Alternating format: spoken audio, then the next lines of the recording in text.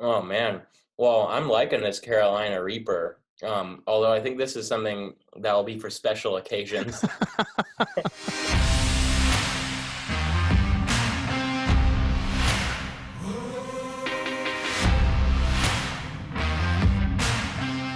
Hello, ladies and gentlemen, and welcome to the Live Your Mission show brought to you by Mission Meets, where our guests share their most actionable advice so that you can live a more mission-centered life. I am your host, Peter Atwood, and today we are joined by Matthew Manos, the founder of verynice. You can find them at verynice.co.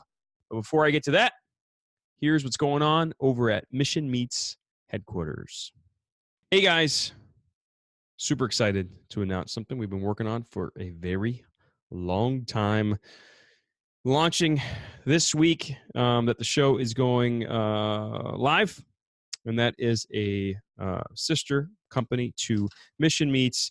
We realized way back, and we've been working on this for, like I said, for a long time, that we were neglecting a member of your family. Okay, we're handling the parents, we're handling the kids, these single folks, we're handling all you guys, your rock climbers, your runners, we're handling you guys, right? You got portable, delicious, nutritious meat snacks for you. There's somebody that we're leaving out, and that is the pet in your life. Okay. And so we've been in the lab working on something. We wanted it to be ultra high quality, like all the other stuff that we do. And so we are announcing, here it is, Prosperity Pets.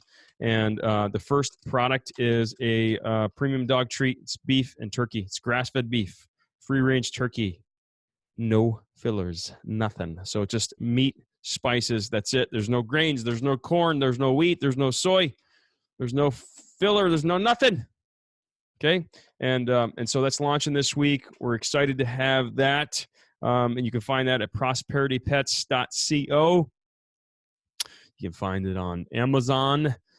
In stock there at FBA as we speak. And so just super excited to get that thing on Prime. Let us know what you think. Email me for a code. Get a discount code. Live Your Mission listener code. Email Peter at prosperitypets.co. Get your code just as a little thank you for listening. All right. Now back to the show. All right. So today we are joined by Matthew Manos, as I said, founder of verynice. Here is his bio. Called Crazy or Genius by Forbes and recognized as one of the 100 most influential creatives working today by How Magazine, Matthew Manos is the founder and managing director of verynice, a practice that designs and facilitates workshops for creative problem solving. With a portfolio of work that has reached over 500 million people across the globe, verynice's client experience spans 750 plus brands, including the American Heart Association, the City of Los Angeles, Disney Imagineering, Google, and UNICEF. You may have heard of one of those, right?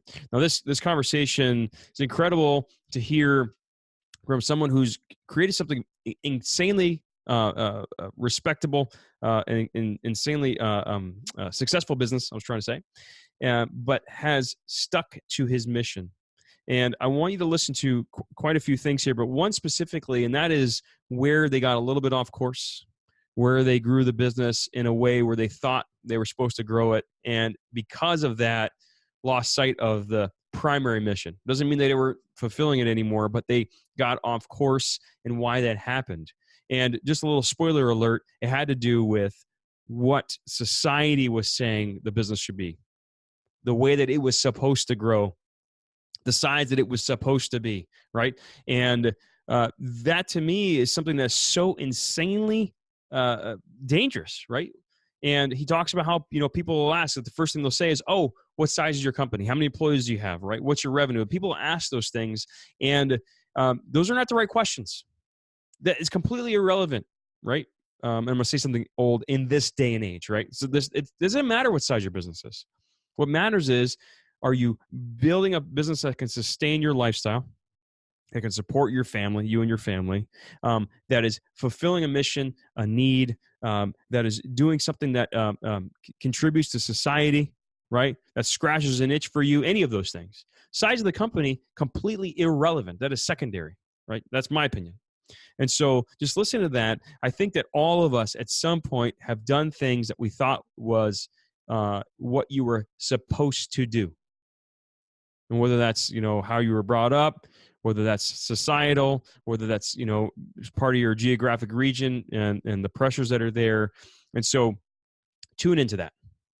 Okay. Now, rant over.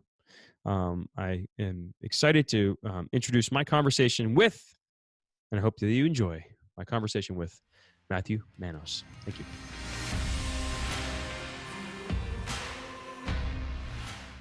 Matthew, welcome to the show. Hey, thanks for having me. I'm excited to chat with you today about verynice and all the things that you're working on. So we'll jump right in. When someone asks you what you do, what do you say? And is that your current mission or is it something different? Great question. So I answer that in a couple of ways because I sort of wear two different hats. One, I say that I run a social enterprise focused design strategy practice. And that's about the moment where everyone says, what is that, right? Because there's design strategy and there's social enterprise. So typically I break it down as, I work with clients, whether they're nonprofits or for-profits, on solving creative problems that they might have. And we ourselves are a social enterprise in that we focus on giving half of our work away for free to nonprofit organizations. Aside from that, I'm also a professor at the USC Iovine and Young Academy.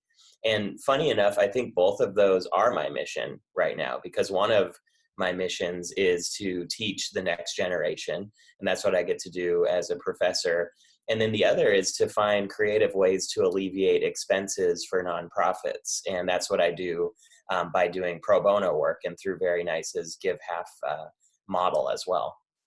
Got it. And why is this a passion for you? Why are you the right person for the job?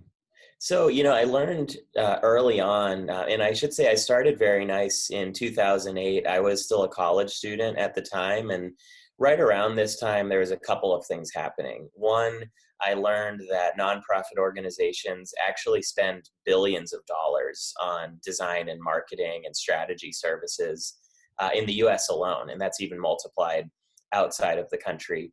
And, when I heard that, I thought, God, there's so many incredible social issues out there that commonly you hear people say, if only there's more funding, there's more funding. And I couldn't help but think, what if they could actually get access to these services, but maybe at a fraction of the cost or even at no cost, right? What kind of impact could it make if we could take these billions of dollars and essentially spend them in a smarter way? And so that's, really kind of where that came from, is that realization. I also have always personally been really inspired by the idea that I can take kind of talents that I might have and use those in a way that contributes to creating impact or benefiting society in some way. It's really just kind of what makes me want to get up and do things every day, much like you, I'm guessing, Mm-hmm. Yeah. It gives you some purpose behind it. And really the solid gold is when all the things overlap. It's like, and it sounds like that is the case for you, where you love what you do, I'm assuming, and you love, solving creative, problems. And that is part of it. But then you're taking that and giving that same, gift to these nonprofits, right? Yeah. So it's kind of a double or a triple win there.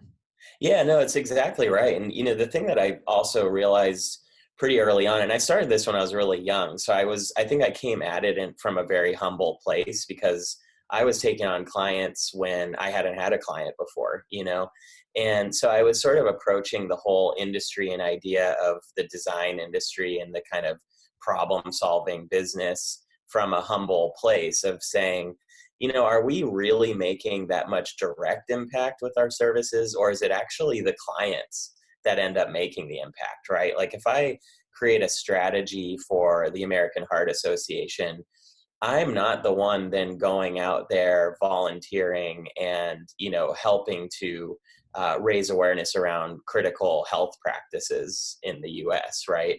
So what I realized is that if I wanted to make impact, I actually just had to kind of get out of the way and help others make the impact they're already making in a less stressful manner, AKA by reducing some of that cost. Yeah. Sure. Sure. But then also bring in like an outside perspective to the problem solving thing, right? It's like not only is it cheap or free, Right. but you're bringing some knowledge to the game, right? It's not like, see, because it's one thing for, this is why I love this concept. It's not that you're just like, I mean, you're giving free services is just like giving them money, right? Right. But you're giving them something that they also, it's not just the money, but you're giving them the expertise and you're Right. helping them solve some issues. So give me some examples of, creative problem solving. Like what would somebody come to you to do?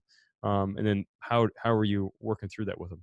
Yeah, it's a great question. And, the answer to that has really changed over the years. I've been at this, April this year will be 12 years. Congrats. So I've been at it for a while. And, the kind of funny thing about having a consultancy or anything like that is what you actually offer can change as time goes on based on what the market needs, your interests, kind of new innovations that are out there, et cetera. So I kind of say that as a preface to say when I first started, the first couple of years, it was a graphic design firm. So we Oh, were providing, logo designs to these organizations, website designs, brochures, like all of that kind of marketing collateral. And, in that way, we were sort of solving, I would say, kind of a smaller scale problem of trying to get a brand image out there, trying to be consistent across platforms and therefore build trust with people as well. So that is kind of the initial types of problems I was solving. As time went on, I moved into this design strategy space, which is less about the visual output and more about really trying to understand the needs of the end user, the needs of the business, and what kinds of bridges and connection points can be made there. So a really great example, I mentioned the American Heart Association earlier. That's been one of my larger clients for the last few years. We've done a number of things with them. One most recently, though, was help them with their value proposition statement. And not just a value proposition statement, which is essentially a sentence or two that says, this is why this organization is unique, and therefore why you should support it, why you should be excited to work here, blah, blah, blah. But it was on a 15-year time frame. So they hmm. essentially came to us, and this is where you really see kind of the full glory of creative problem solving. They said, hey, by 2030, like in the next 15 years, this was a few years ago, what will our value be to people? Hmm. And, if you think 15 years back or 10 years back now, we barely had this thing, like we barely had the iPhone, barely had the App Store. I mean, the way that we talk to each other has fundamentally changed. And so there is no possible way to predict the future, what that new reality will be like. You just have to be creative about it. Hmm. So we do, and this is kind of what we do with a lot of clients, get them and a lot of key stakeholders into a room and dig into some creative problems with workshops and activities and brainstorming and all of that good stuff. That sounds amazing, man. And I was also thinking too, like while you were talking, is part of the value prop too, and the value you bring to it is that, and I remember reading about this years and years ago, as a donor or somebody that's giving to an organization like this, the first question they almost always ask is like, what percentage actually makes it to the end, right? Yeah. What percentage actually makes it to the cause? And you being able to give these services allows them to increase that percentage, right? Because there's less percentage on admin or overhead or whatever, right? Is that part of it too? It's a big part of it. Yeah, and that is kind of, I would say, an unintended impact that we've made is especially when we're working with an organization that already had funds budgeted for this, when we're able to then do exactly what they budgeted for free or maybe at a lower rate than they had budgeted, they literally can move those funds somewhere else. Hmm. Um, a great example, there's a nonprofit here in Los Angeles called 826 LA, and they're actually a national organization. They have branches everywhere. And we did a number of book design projects with them and a few other kind of pro bono projects. And Joel, the executive director, actually wrote to me and said, we had budgeted a few grand for a project like this, and now we're literally going to buy more school supplies for the kids that we work with. And Hmm. to me, that was actually one of the most meaningful bits of feedback that I've gotten, because sometimes it's hard to know what did that pro bono project really do? Sometimes it's something really big for an organization, but sometimes, like I said, it's we're not really the ones making the direct on the field impact, right? So sometimes we don't really know, like, who does that end up benefiting? And in this case, I could get to imagine a kid with more school supplies because of waiving those funds, and that's really exciting to me. That's awesome. I love that, man. Did you have any idea the company was going to become what it is now? I mean, you're 12 years later, right? Like is this what you expected? No way. When I started it, I was a sophomore in college, and I kind of had this idea of, well, maybe I'll form like a student group around this. It'll be like a club where we get together and we do pro bono projects, or we volunteer kind of our skills. And it'll kind of like live and die on this campus, is Mhm. kind of the initial thought. And I really liked that idea. But then I remember I went home one night and I called my dad and I said, God, I really don't want to get a day job and then kind of keep doing this kind of thing at night. Like, I really want to find a way to make this what I actually do. Mhm. And so shortly after that, one of the people that we had done pro bono work with when I was in college, it was a student group that we were helping. And the leader of that student group graduated and got a job. And they called me and they hired me on a paid basis to help with something for that company. And this little light bulb went off where I realized, oh, giving is not the same thing as losing. Like, giving can be something that's done strategically as well. Like, this is giving me some business advantages, right? Like, it was the first kind of signal of that. And that was really kind of the beginning point where I realized maybe there's a way to kind of balance this. Like, maybe this isn't just about doing pro bono, and that's not what Very Nice is. Like, maybe it's actually about doing a bit of both, like impact and revenue at the same time.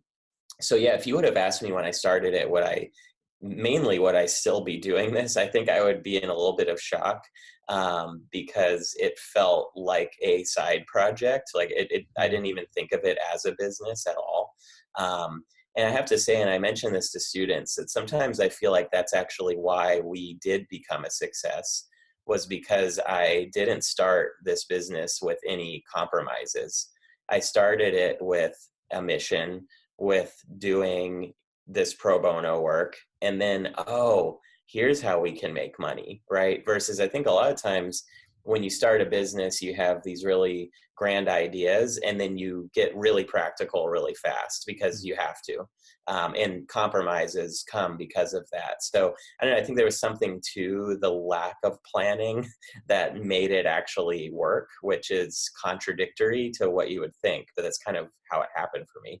Yeah, I dig it. And there's a huge lesson here, and you definitely touched on it, Matthew. It's like you don't have to make your art your passion, or your passion your art, right? Like, you can keep them separate. And there's also some power in like dabbling and having these little side projects, and not so many that you're super distracted and spread thin and you don't do anything well. I'm definitely not advising that, or recommending that, because I used to do that. I used to just say yes to everything, and it was not a good thing, right? But you had this side project, and it was something that was pure, and you Mm. just enjoyed it, and it allowed some doors to open that wouldn't have opened otherwise. Yeah. And you're absolutely right. If you were trying to monetize from the beginning, it would have muddied it, and you probably wouldn't have made the discoveries you made. And so to just let that thing kind of blossom and just like simmer on the back burner, right? And just kind of see what happens. I think there is immense power there. Yeah, and I think there's something worth addressing too, because I feel like someone could listen to this and say, "Oh God, like, what a privilege, situation to be in, to not worry about money, right?" Mm. And the reality is, I was a full-time student and I had a part-time job as well. And then this was kind of, like you said, a side project. And I just want to put it out there that if you want to take a path like how I took, you do not need to quit your day job. You could be doing this on the side whenever you can, and it doesn't have to be that you're up all night every night, because people have kids, people have other obligations, maybe people have a second job too. But if you're passionate about something, don't see it as, okay, this is the thing that's going to pay my rent or my mortgage, right? Just do it because it's exciting to you. And if it turns into something, accept that. And if it doesn't turn into something, accept that and just kind of keep enjoying it. I think that's what it's all about. Yeah. Yeah. Just to echo that a little bit, my first business also started in college. I was going to college full time as a mechanical engineer, right? So it was intense. Had an internship working 20 hours a week, and then started this business that I would run from like 12 to 3 o'clock in the morning. That's when I would answer emails. I Yeah. literally had a key to, and I lived in a third floor because I was cheap. I'm still kind of cheap. I lived in a third floor apartment, and there was a locking closet that I rented for like $20 a month on the second floor, and I had to give the other key to the UPS driver because when he came to pick up packages, this is an e-commerce business, I was at school, right? And so Wow. same thing, man. It's like there is time to squeeze in some of these little side projects or a side project. You just got to give something else up. Maybe it's Netflix or something else, right? But Yeah. and you can just let them simmer and just kind of see where they go. Yeah, absolutely. I dig it, man. So looking back, what are some of the things that you wish you knew going into it? Yeah, well, so flash forward a few years after, I guess, what we just talked about, which was me not seeing it as a business. When I did see it as a business, it became really hard to not kind of follow the traditional success criteria of business, which is essentially, grow and grow and grow and grow. And I took that path for a few years, and Very Nice got to the point where we had, maybe 15, 20 people and 3 offices Mm, across the US, LA, Austin, and New York. And I have to say, like, I loved the work, I loved the people, but that was probably one of the least fulfilling series of years I've had in the business, simply because my mission became 2 parts. There was the mission of alleviating expenses, which is what I started it for. And then there was the mission of meet overhead. um, and, I have to say, and this as a business owner too, sometimes the meet overhead one is just really stressful, and it mm, kind of consumes your headspace. yeah. And for me, that's what happened. And it made it so that I couldn't actually enjoy what I was doing. And so, we ended up kind of scaling back, luckily, just very organically, nothing dramatic, to a point where we basically have exactly what we need and nothing more, to be able to kind of go on day to day doing interesting projects, etc. And so I think, what I wish I would have known at the beginning of sort of kind of seeing this as a business is you can define your own success criteria, right? Maybe for you that is growth over everything. Maybe for you that is a different kind of growth, like growth in impact, and that's great. Mhm. Maybe for you that's being able to work 4 hours a day, and that's success for you. Maybe for you that's being able to bring in young interns and mentor them, and see them grow and see their success, and I think all of those are really valid. And I wish that I would have heard that earlier as Yeah. well. Yeah. How did it happen? Like, how did you go through that? How did that growth happen? Yeah, so what kind of happened is I was in undergrad when I started it. I went straight to grad school right after undergrad, and it was right when the company was starting to get more press, and we had gotten MTV as a client. So we had first gotten our first kind of big name. And immediately after graduating grad school, I brought on a wonderful business partner who was exactly what I needed at the time. We worked together for about 4 or 5 years. And, we kind of decided collectively, okay, we want to build a team. Like, that's what we want to do. And I think some good context about Very Nice is, core team aside, we have a pretty unique model where we actually have hundreds of volunteers all over the world that help us with pro bono work. We utilize that same network as paid freelancers too. Hmm. And so keep in mind, we already have like a team, an unconventional team, but a team. But what we wanted was an office with people sitting in it. That was kind of what we saw as success. And we worked towards that by winning more projects and, creating more systems and all the things that you do. And, that process of growth probably took a few years, and then, hit that point of feeling like we were just building it to build it instead of, really thinking how can we make the most impact possible and do the projects that we really love, as well. So yeah, it was kind of an interesting journey. And I would say the last few years has been, for me, just a lot more kind of fulfilling again in really being able to do this the way that I would hope to. Yeah. And I don't mean to pry, but I feel like there's something really, really important here. And so I'm curious, like, what do you think, if you had to look back, what got what took your eye off the ball? So instead of onto the like mission aspect of it and the reasons that you started the company, how did you get, I don't want to say off track, but how did you get off track? Well, it's a great question. And actually, the best answer I can have, and this might be a good call to action too for anybody listening, is every time, I'm sure you've experienced this, every time you go to any networking event or any conference Hmm. and, someone's like, oh, what do you do? And you mention the business and they say, oh, cool. Like, how big's your team?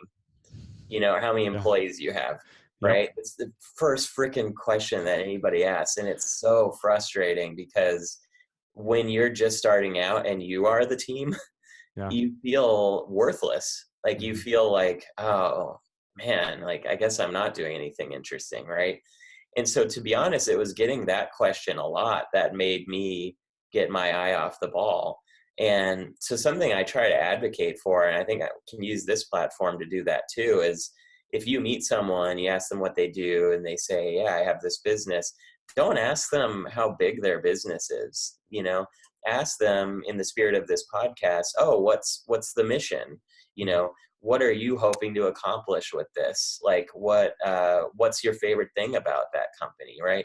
And then go ahead and ask them like the operational questions, right? It's so funny. I think we're so like breeded to want to know that information for some reason from the way business is portrayed, in movies or TV or any of that. And it creates a kind of level of anxiety for people that is, I think, just unfair and gets them distracted from creating real serious impact that they might be able to make. Yeah. Yeah. And the thing is the question is now, I mean, before, 20 years ago, maybe longer, it was more relevant. It's Yeah, completely irrelevant now. it is. Like the size of your team, irrelevant, doesn't matter, right? Yeah, I mean, you see teams that are like less than 10 people that are making massive amounts of impact because they figured out how to scale. They're using right. automation. They're doing things that teams of hundreds maybe couldn't do before, right? And so it's completely irrelevant. It's like this industrial age question that hasn't expired and it needs to, right? It's so true. Yeah. Yeah, I imagine 20 years from now, and maybe we can quote me on this, then we'll see, you know, uh, a headline comes out, Google down to 3 employees, right? And, Right. and everyone's like, damn, like, how'd you do that, right? That's Hmm. so cool. Not, oh, look at you, you're worthless. Right. Right.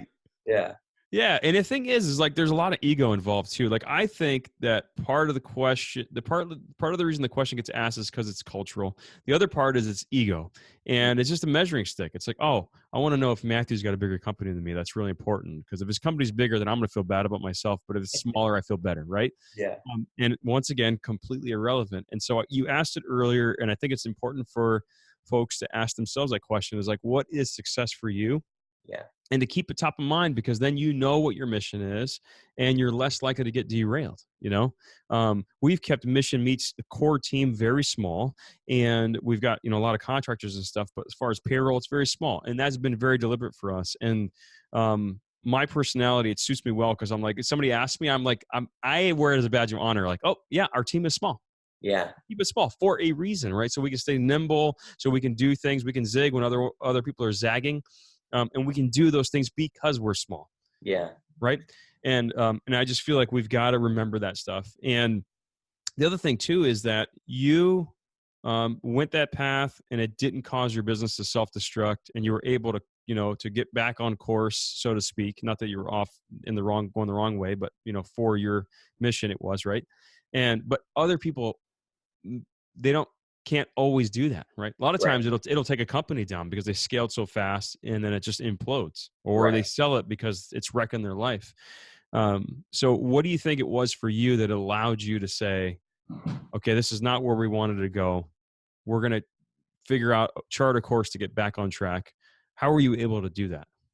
I think for me, it was realizing that it was starting to feel like a job, versus, and it had never felt like that before. And this was several years ago now.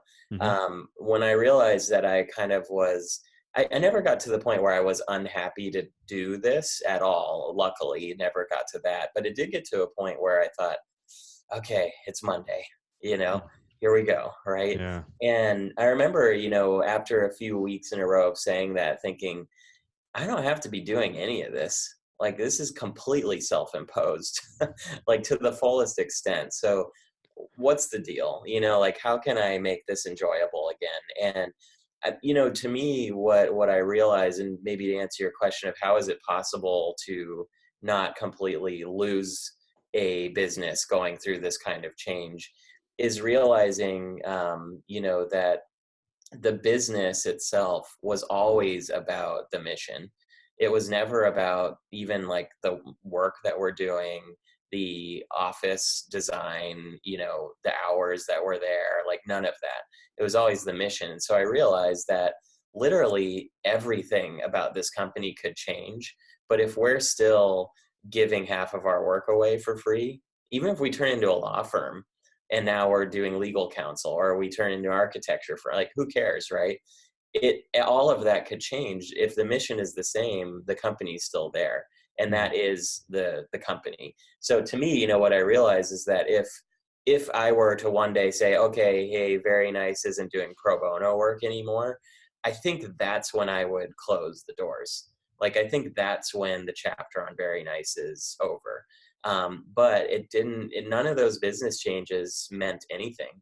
And this goes back to something we talked about earlier, primarily because it wasn't founded to be a business, Mm-hmm. right? It was founded to be a initiative or a project to do pro bono work for nonprofit organizations. And so as long as I keep doing that, it's the same thing, and I think that that's why it was so possible, versus maybe for another company, really part of the purpose was building this empire of a team, or creating kind of like a brand that just required a massive scale, and that was never really part of our ambitions in the very beginning. Yeah. Yeah.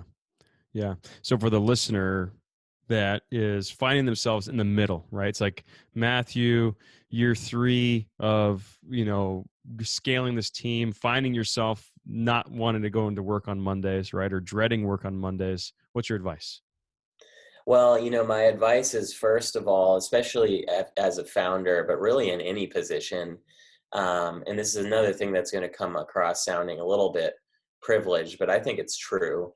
You don't have to be doing this, right? I could have gotten a job at another design firm as like a creative director or strategy director or whatever. Like, there's plenty of other things I could have done, but I chose to do this. And so what I would say to that person is, kind of reflect on that for a second, right? Like, you created your own problem. um, and do you want to do this? Like, despite it all, do you want to keep doing this? And if the answer is no, then start thinking about a way to transition. If the answer is maybe, I think also start thinking about a way to transition. If the answer is yes, figure out how to make this less of a problem from your perspective, and look back at when you first started this thing. What were you really excited about, and how can you kind of bring it back to that as much as possible? Maybe you can, maybe you can't, but it's such a worthwhile effort to take. Life is so short to be just dreading what you do all of the time, especially if you created that thing. That's so silly. And I got to say, I'm lucky that it never really got to that point for me where I was just dreading it at all. So I'm probably coming across as a bit more extreme than I should be. Yeah. But I've met a lot of friends that own businesses that they did get to that point where they just hate this thing that they built, And I always think, God, that's so sad, because you literally created that problem, and so you can fix it, right? Like that's kind of, I think, a great attitude to try to have. Yeah. Yeah. It's funny because you can dread your calendar or complain about how much stuff's on your task list. It's when you're founder, it's funny because you're like, oh, wait, I put all this crap on my calendar, Yeah. or I put all this, like, just take it off, Yeah. stop doing it. And we forget that, it's like, oh, I don't like my schedule. Friggin' change it, Right. like do something different. And maybe you got to quit, right? Maybe you got to quit the business and do something different, or maybe you can just get back to where you were. I will, like, one caveat to, I think, what you said, as far as like, if you feel like the answer is no, because I feel like there are, and I have felt this is probably why it resonated with me. There are times where you've created this prison for yourself and it feels like there's no way out and you're just going to bail, right? Like I would have days where I'm like, I'm going to burn the whole business down. Like I hate this thing. I don't want to do it anymore, and those are emotional decisions. And so I would challenge someone, even if they're thinking a no or a maybe, to still think back to when it was fun. Yeah. What was it that was fun about it? Why did it stop being fun? And can you bring it back? Because That's a great point. because like there are times when you're just like, feel like, man, I'm painting myself into a corner here. There's no way out of this. But really there probably is. You just got to take a breath, take a moment to think clearly about it. And then it still feels like, you give it some time, you still feel like there's not an opportunity to do that, then yeah, try to transition out. Because I just talked to a friend of mine that's founder and he's feeling the same way. And just going through just a handful of questions, like, oh yeah, that's right. I did used to like doing this. And it was these certain things that for some reason, I don't even know when or why I stopped doing them. And I just need to start doing them again, Yeah. And a Yeah. lot of times it's because you feel like you've lost your purpose in that business. And for your case, like, you're like, oh, I got derailed. I was working on scaling the company when this business wasn't for that, right? That Right. wasn't the purpose of it. No, I think that's great advice, and I would say the other thing too is even though I've been kind of thrilled with things lately, there's always a bad day. I mean, that's just part of life, right? Yes. There's always, client's not happy with something or like I'm just tired, like I didn't get enough sleep, right? Like that kind of stuff happens. And so it is good to not make very kind of quick decisions on these very important things because you did work hard to make this, right? Yeah. Absolutely. And there's that old Steve Jobs quote, and I'm going to butcher it, but it's like he would look himself in the mirror and say something to the effect of, if this was the last day I lived on this earth, would I be happy with the way that I spent it? Or something like that. And he said if there's too many days in a row where the answer was no, then he knew something needed to change, right? So it's not just one of those days or a couple of those days or maybe a week of them, but if it's like months of days where you're like, man, I just don't like what I'm doing, then yeah, you got to make a change, right? Yeah. A conscious decision to change. Well, man, we're going to switch gears into the Reaper round. And this is where our guest answers some rapid fire questions while they attempt to eat some or all of the Carolina Reaper beef jerky. Matthew, are you ready? I'm as ready as I'm going to be.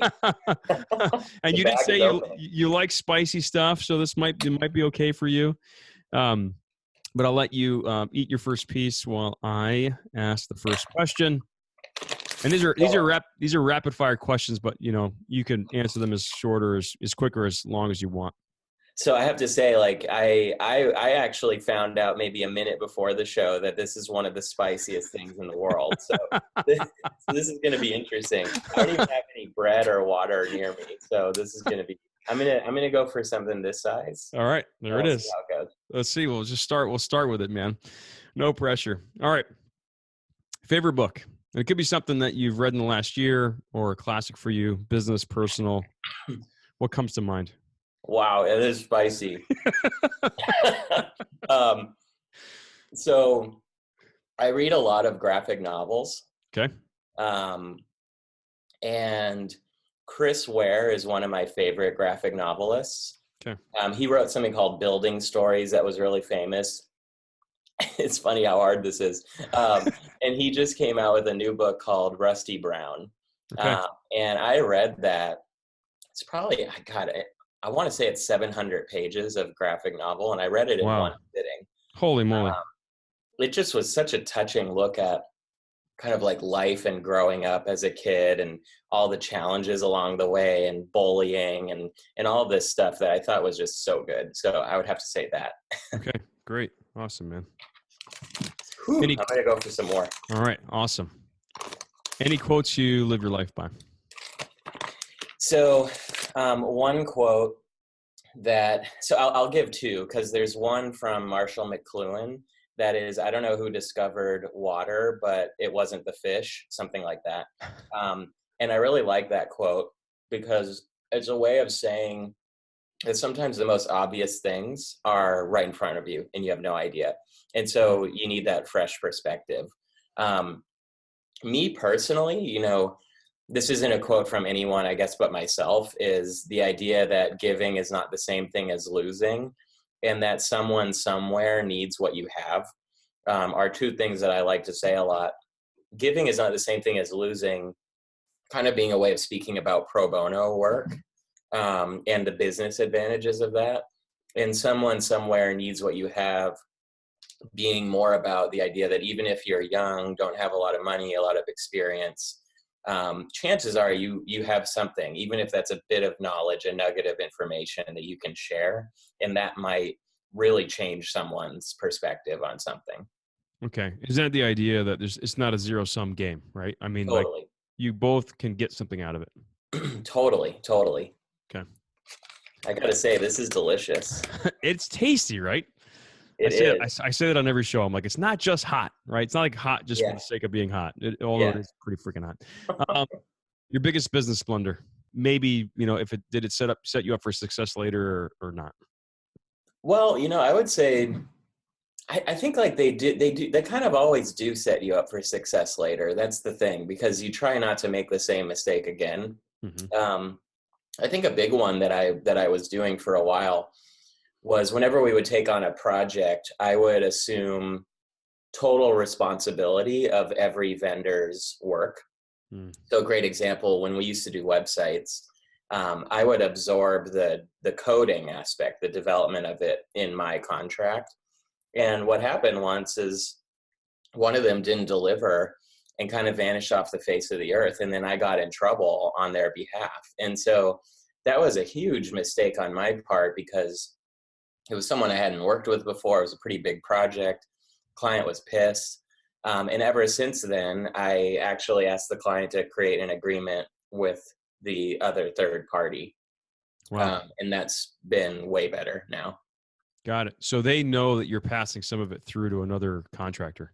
Yeah, and I used to think like, is that something to be, and this isn't for every kind of contractor. It's more for like, if I'm hiring a whole other company to do a big part of a project. So for example, if we were doing web design and they were doing web development, those are like two equally big kind of tasks. I found, I found that, yeah, that's great. I was like, right. It's like as if I'm emotional about this, but I'm over it, I found that the clients actually like it because they're seeing that we really specialize in something and that we know what we're good at and what we need help with. And I think that makes it much more authentic and honest. Yeah. Got it. And the clients don't seem to mind. They don't feel like they're getting middleman or something like that by working through you to that company. And if they ever wanted to go around you and just work with them directly, yeah, then they totally can, for sure. Yeah. Okay. And, and I got to say, I mean, I'm sure I've lost some projects because of that policy, but not enough where it's become a problem. Okay. In the last 5 years, what new belief, behavior, or habit has most improved your life? Or I'll put it another way, what have you changed your mind about? Something you believe to be false, but not anymore. Well, in the last 5 years too, that's pretty big. I would say a big one is, I did not used to think that it mattered to like take care of myself at all. Like I was totally the fall on your sword kind of person. And, and I realized that at some point I got burnt out along the way, that I also need, days off or vacations or whatever. And so I think that's a really big shift in my mentality in the last few years. When I first started, I totally thought, oh, you got to work 24/7, don't sleep. I mean, I was very militant. And now, I think part of it is I've gotten older, but part of it is I've gotten better at time management and at like self-respect too, of, again, like this is a problem that I created for myself. Right. Right. Like just spread this out a little bit more. Yeah. Yeah. Yeah. The thing is like, this is super common, right? Like, I feel like every founder that I know has gone through this. Most of them don't make it out. Like, they just keep working that way forever, and they, find themselves down the road completely unhealthy and unhappy, and they don't know why. Yeah. Because even if you stick to your mission, you can do it in a very unhealthy way. Yeah. And the incredible part of it is that you actually are doing yourself and the business a disservice. So I always think about it this way. It's like, even if you don't care about yourself and your personal health, if you probably still care about your company and the success of it, maybe that's Right. the ego that you need to help you get back on the wagon and be healthy. Right. It's making you sweat.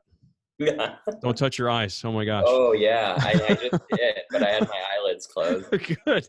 We'll have to cut this interview way short, man. You'll be washing your eyeballs out at the eye wash station. If you have one, they probably have one on campus. But even if you care about yourself, it's like the business, you're doing the business a disservice. You're not gonna have your best ideas being totally burnt out. It's not gonna happen. Period. Guarantee you. When you're working 24/7 and your eyes super close to the bark, so to speak, it's just not gonna happen. Those epiphany kind of ideas, you're not gonna have them. Or if you do, it'd be very few and far between. For sure. For And so sure. you've got to give yourself the space, even if you don't care about your personal health, which you should.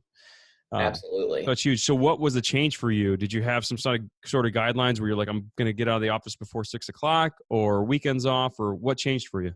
Yeah, so the moment that what really changes when I finished grad school, because again, I went undergrad to grad school back to back, no breaks.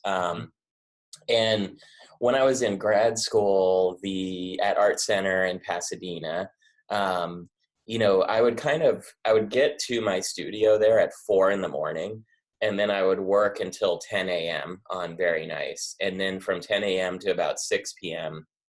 I would work on school stuff, and then I would go home and I would have dinner, and I maybe would be working sometimes on Very Nice again, but I for sure was thinking about it constantly. Mm-hmm. And so the big shift that I made when I graduated grad school was basically work like 8 to 6, like 8 a.m. to 6 p.m. and then just like worry about it the next day, and don't work on the weekends. So I've been running with that philosophy or approach for almost 8 years now. So it's been for pretty much the majority of the business's life. It was really just the first like 3-4 years that were more, kind of intense. But yeah. Got it. Yeah. And it's okay to wear a lot of the hats for a little while, right? Yeah. But you acknowledged it and you kind of, transitions out of it, which I think is the most important thing. Yeah. Well, and actually, I mean, on the hat note, I love wearing all the hats. Like, I think that what was great about that is I was able to then empathize with the people that I would eventually give those hats to. Mm-hmm. Like I was the sole designer, sole, bookkeeper, marketer, blah, blah, blah.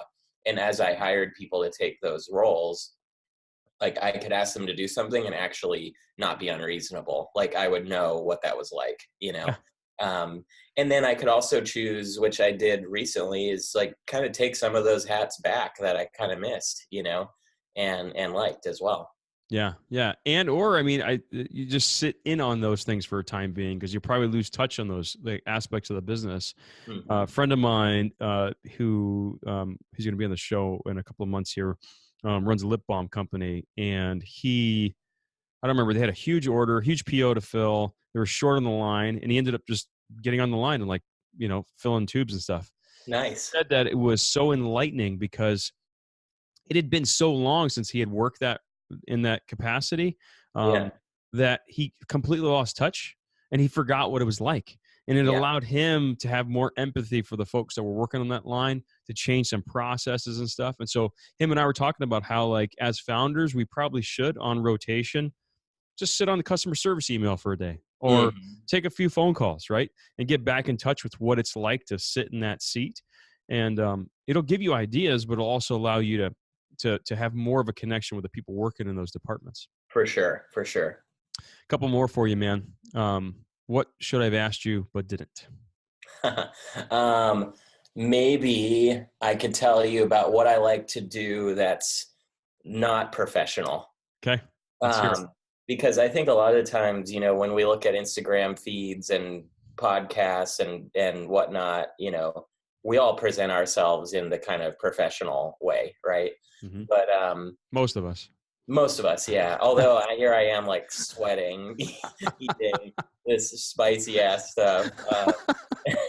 But unprofessionally, I like to write poetry. That's something that I really enjoy. But they're Nice. very weird poems. Like it's very stream of consciousness and kind of like goofy. Okay. I had a zine for a while called Future Taco that I wrote with my friend Dan, and the concept was basically we would go out to a few bars at night and we would write all of the content for our magazine that night. And Wow. then the next morning I would design it and we would put it online and our zine was done. And it's That's crazy. was always really fun. I also really like metal music and kind of art rock. So I like to go to shows. And What is art rock? art rock, I would say like the band Tool, for example, Okay. where it's like a kind of metal-ish rock, but it's also very like theatrical and weird, I guess. So yes, I've been a fan of them since I was 8 years old, actually. I like to, let's see, I like to play with my dog Charlie at home, with my wife Katie. We always just like to have fun with this little guy. So yeah, that's a few unprofessional things that I I love do. it. I Yeah. love it. You have a poem you can read? Oh man, I don't have one in front of me, but Okay. one that I wrote that I can still remember is, um, "Baby carrots are big carrots, shrink wrapped into small carrots with big shoes to fill." Nice. Yeah. Nice. I dig it. I dig it, man.